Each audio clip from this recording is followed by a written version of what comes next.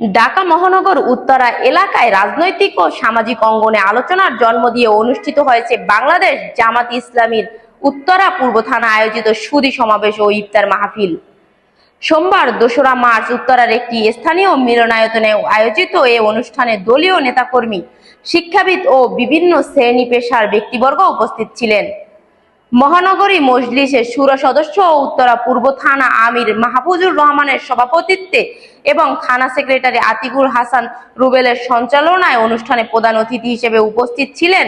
অনুষ্ঠানে প্রধান অতিথি হিসেবে বক্তব্য দেন দলের কেন্দ্রীয় নির্বাহী পরিষদ সদস্য ও ঢাকা মহানগর উত্তরের আমির মোহাম্মদ সেলিম উদ্দিন। তিনি বলেন, একটি ন্যায়ভিত্তিক ও কল্যাণমুখী সমাজ প্রতিষ্ঠায় আদর্শিক রাজনৈতিক বিকল্প নেই। তিনি রমজানের চেতনায় আত্মশুদ্ধি ও সামাজিক দায়বদ্ধতা বৃদ্ধির আহ্বান জানান। বিশেষ অতিথি হিসেবে বক্তব্য রাখেন কেন্দ্রীয় মজলিসের শুরা সদস্য ও ঢাকা মহানগর উত্তরের নায়েবে আমির ইঞ্জিনিয়ার গোলাম মোস্তফা, কেন্দ্রীয় মজলিসের শুরা সদস্য ও উত্তরা পূর্ব জোন পরিচালক মোহাম্মদ জামাল উদ্দিন এবং মহানগরী মজলিসের শুরা সদস্য ও উত্তরা পশ্চিম জোনের সহকারী পরিচালক মাহবুবুল আলম। বক্তারা সাংগঠনিক কার্যক্রমে জোরদার নৈতিক নেতৃত্ব গড়ে তোলা এবং জনসম্পৃক্তি রাজনীতি শক্তিশালী করার উপর গুরুত্ব আরোপ করেন।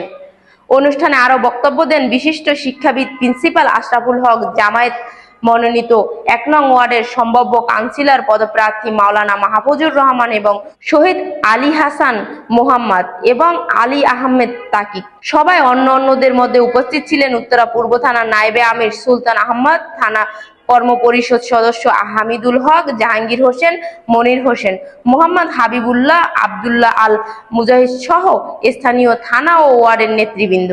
দোয়া ও মোনাজাতের মধ্য দিয়ে অনুষ্ঠানের সমাপ্তি হয় এবং পরে অংশগ্রহণকারীদের সম্মানে ইফতার পরিবেশন করা হয়।